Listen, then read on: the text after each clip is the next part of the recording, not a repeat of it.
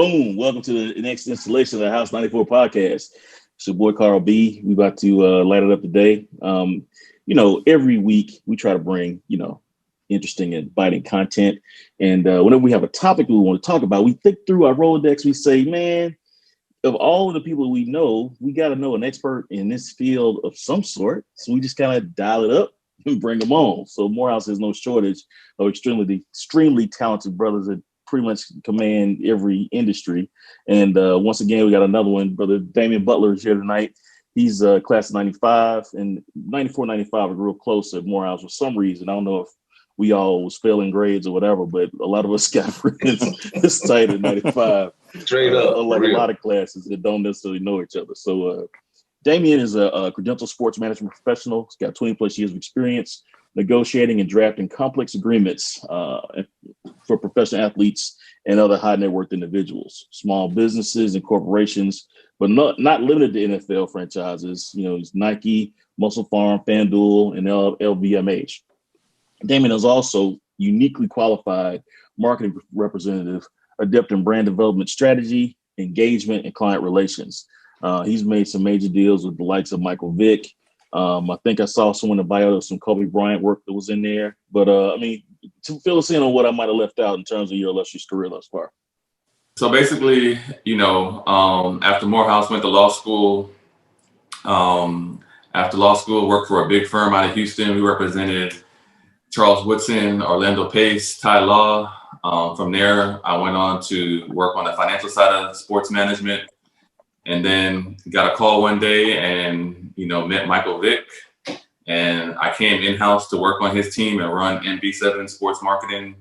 I negotiated all of Mike's endorsement deals while he was playing throughout his career, continued to work with him, basically just rebranded my company under CMV Sports to take advantage of, about when my oldest son, who's a college football player, was about 8, 9 years old, I started a mentoring program in the form of a youth football team. And, it just kind of grew as the kids got older and turned into a sports development institute when they were in high school, helped them with recruiting. And it just so happens now I've got about 30 kids playing Division I college football throughout the country. And with my background in sports management, I'm going to do everything I can to help them and others, not only have a long career in the sport in NFL, but prepare for life after football. That's what I'm really big about, teaching them financial instruments, setting up businesses and just being smart, with their career and with their money.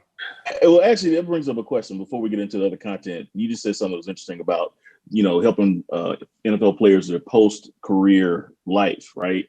And I always think about how it should be a real simple process when these brothers get these like huge contracts, like a $25 million signing bonus or whatever, to just like, and I'm no financial mind, right? I'm an insurance dude, as you know, so I don't know shit about finance, but it just seems like they could annuitize part of that and then just kind of like be set for life. Is it that simple, or just motherfuckers don't listen? Like, tell us a little bit about how that works. Unfortunately, you don't see these kind of issues with the Peyton Mannings of the world and the John Elways of the world. You see it with, a lot of athletes that look like us. Now you have some exceptions. One of the clients of the firm I started out working for, Charles Woodson, he's one of the wealthiest players. A lot of people don't know this, wealthiest players to ever play in the NFL, but that's because he listened to his advisors. Quick story.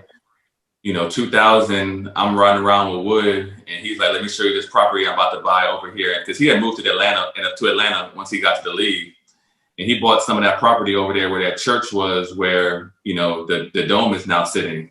He bought a plot of land adjacent to Arthur Blank's plot of land. He bought it for like $200,000 back in 2001, I believe. Mm-hmm. And he's a real astute businessman. Charles has a winery in Napa amongst all of his other off the field investments. He's got his own wine that he produces. And it was crazy because about 6 months ago, my boy, Oscar Joyner, Tom Joyner's son, he hit me up. He was like, because he's into real estate, and he's like, "We're trying to get him on this project, and we see that Wood owns this land. Can you set up a meeting?" I'm like, "Damn, Wood still owns that?" But we got on a call, man. Wood told them, like, look, I've had Arthur Blank come at me every year for the last 15 years, and I've refused to sell. And my price is basically 46 million or nothing. Yes. Hold up. Yes. $200,000 investment right there under 46 right million. Yes. Jesus Christ. And so what's on there right now? Does, nothing? Huh? There's nothing on there right now? No, he put up a parking lot, about 10 years ago. I mean, but you understand, he makes so much money. Like he's like, look, that's my price. That. Yeah. Either you meet it, or I'll just keep making my bread, on this parking lot for the game. Right. So my point is, you have a lot of brothers that surround themselves with people that tell them what they want to hear, and are not interested in really educating them on how money works. And see, that's the key. You've got to understand that. You got to understand that I got $1 million. It's not really $1 million. I've got my taxes. I've got my agent fees. I've got to pay my accountant. You know what I'm saying? I've got my bills. So once you understand that concept mentally, then it fuels your actions. But if you never understand that, and you're constantly thinking, for every million I get, I got $1 million, then you go out and spend like you have $1 million. Like, I'll make that back. And then the next thing you know, I think the number was a few years ago, 85% of NFL players file for bankruptcy 2 years after they retire. Jesus Christ. Yeah. So it's, I tell people all the time, a lot of these guys are no different than most Americans. They're living check to check. Yeah. That initial check is a lot more, but their expenses are a lot high. And then once those checks stop coming, a lot of these guys, a lot of these guys haven't really put themselves in a position to earn revenue after they're done playing, and they still have those same expenses. And, then you see, I'm broke. Right. And if you don't have the proper if you don't have the proper representation, throughout the process, then you can easily end up in that situation. Damn, that's some scary shit, man. A lot of folks don't understand that with when you take a 54-man roster, 52-man roster, or what have you, you only have about 12 players that have, $1 million contracts. And like you said before, those $1 million contracts is not really $1 million contracts. Right. So you have a lot. You've got less than a quarter of the team, not even that, who are actually making real money, but yet the rest of the team, the remainder of the team, is spending it, popping bottles like as if they are, making real money. So. And even with that though, I mean, the league minimum right now, I think, is like $370. So I mean, it's not like they paying you 45 grand to go out there and beat your head in. I mean, you can make a good living. You just have to be smart, with how you're handling your money, and then make good investments. And a lot of these guys aren't doing that. And that's why they end up in the predicament that they're in. And like I said, 9 times out of 10, it's the people that look like us. So, that's one of the things that I'm trying to, put to the forefront with a lot of these young guys that I'm working with is you need to understand how money works. You need to understand financial instruments. Don't just say, oh, I got somebody handling, my money for me, and not understand what that process is. But let me ask you this though: don't they have? And you may be familiar with this, being more closed in. When players are first drafted, or before they even, I don't know if it's right after they made the team, or maybe it's right when they've been drafted. I'm not sure, but isn't there a meeting with these players where they're financial advisors? Doesn't the NFLPA put together something where they have advisors and stuff coming to them and letting them know these things, or is that? So here's the problem. A few years ago, the NFLPA started a program where, like, as an agent, I have to be certified with the NFLPA every year. So they started a program for that for financial advisors. My problem is that it's such a competitive business on both sides, on the agent side and the financial advisory side. You've got financial advisors, even the top ones, they're working with other athletes and they're putting them in deals that they put everybody else in. What I'm trying to tell these guys is, look, I don't want a financial advisor that all they're working with is athletes. I want a financial advisor that's working with CEOs, billionaires, and using that same financial strategy with them as they would that, C-suite level executive. Because that way they'll communicate with you in a different way than you can't have a situation where you can't tell your client the truth because you don't want to get fired.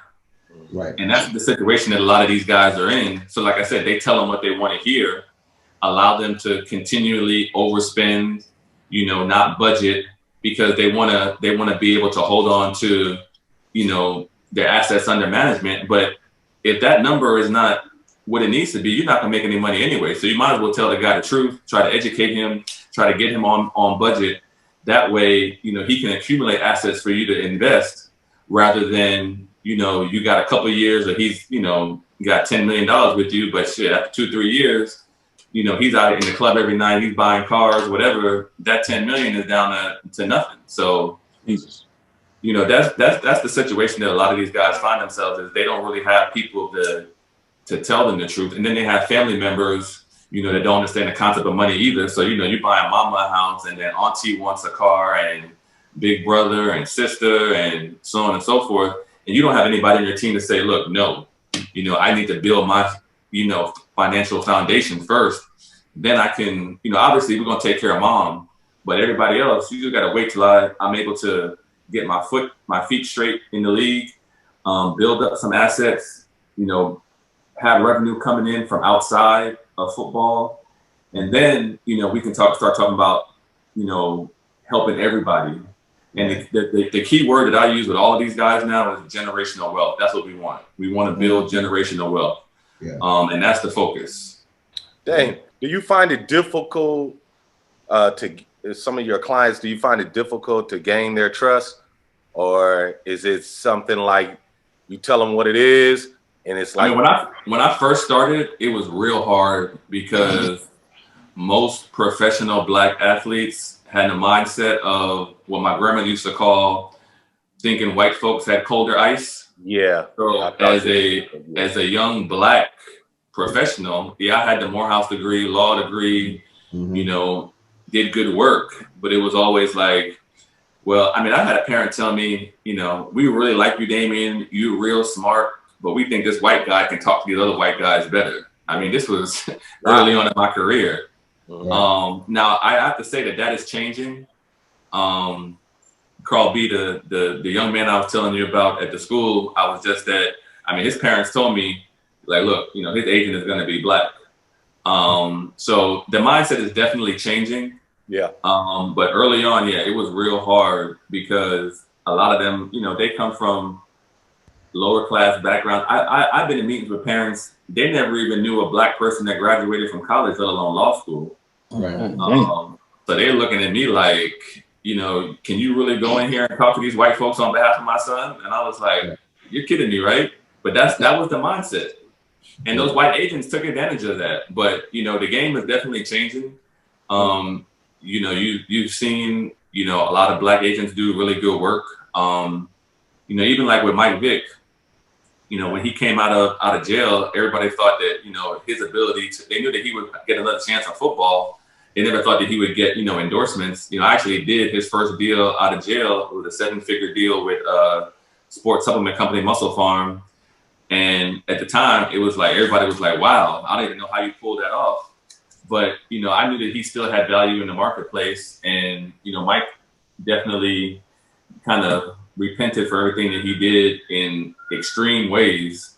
So he was able to, and he was always really loved anyway. So it wasn't that hard. But, as I've done more and, obviously working with somebody like Vick and Des Bryant, Dwayne Wade, so on and so forth, it's been able to, a lot of guys look at me like, okay, if they trust you, then, I should too. So what are your thoughts about on those endorsement deals, the mom and pop endorsement deals, as opposed to the commercial brand? As for your clients, how do they feel when you say, all right, here's an up and coming brand? So Chuck, you talking about like a local car dealership versus like Nike, or what do you mean by? No, I'm talking about you got a lot of brands that are really making like Under Armour when they first came out, for example. Yeah, like let's say for example, muscle milk. Yeah, or something, no, I know what you're talking about. opposed to You know Gatorade. what? That piggybacks on what we were talking about earlier in that. So probably around like 2010, 2011, you had a lot of startups coming into the marketplace. And, you know, I'm not going to use names just because I don't want to embarrass them, but I had a bunch of clients where these startups are coming at them saying, look, we want you to get involved. We can't pay you your normal asking price, but we can offer you equity. And the mindset at that time was, no, I want cash up front, Dame. You know, this is my number. Everybody else meets it. I need them to meet it. And it was hard to explain to them the value of equity and getting paid on the back end rather than the front end. Because, yeah, you got a high number on the front end, but your number on the back end could be crazy. And then you had people like Kobe Bryant, even 50 Cent, exploit that and make millions, sometimes, you know, hundreds of millions of dollars. But a lot of the athletes didn't understand that concept until it was too late. So I know guys that could have gotten in on, you know, a lot of these major brands that you see were startups. I mean, these guys, they were offering like 5-10% equity in the company to get there. Yeah, because they knew they couldn't pay them, and it was turned down. Because when I first started with endorsements, everything was about the number of appearances you can make. You know, it was written in the contract. We need 10 appearances per year. We need signings, whatever. Now everything is social media.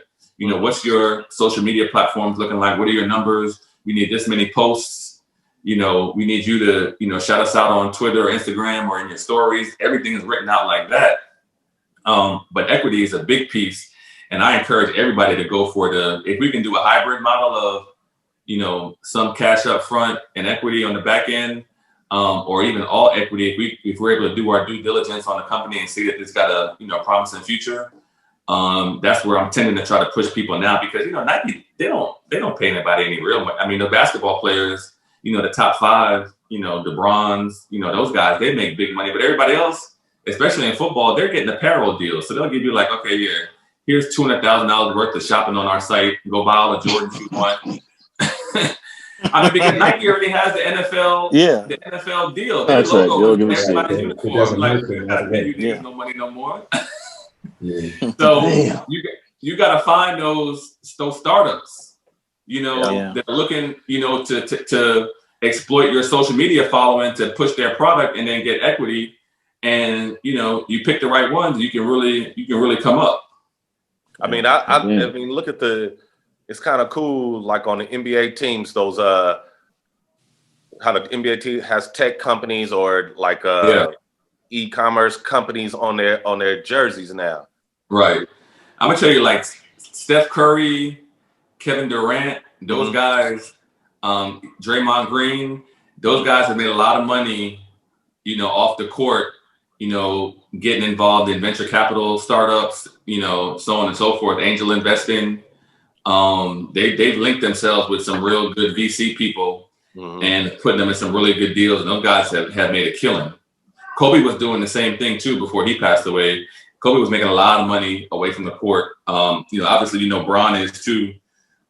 But the guys that are able to get with the right people in that industry and then use their celebrity to kind of put them in those deals early and allow these companies to exploit their social media following, that's where it's at. I mean, the Nike deals and unfortunately, they think that that's the way to go. But once they get up there and they realize, you know, oh, they're not going to pay me any real money. Oh, I'm not going to get a signature shoe. No, not unless you know, a superstar. You know. Motherfucking no. You got third round picks talking about, you know, how much am I gonna get $1 million Nike deal? Like, no, man. You gotta, you know, especially in football. You know, when you're looking at the NBA, that's interesting. The NBA though, the contracts in the NBA are so damn ridiculous. Folks are like, that's a whole different bag. Yeah. Why can't you get guaranteed contracts in the NFL like you can in the NBA though?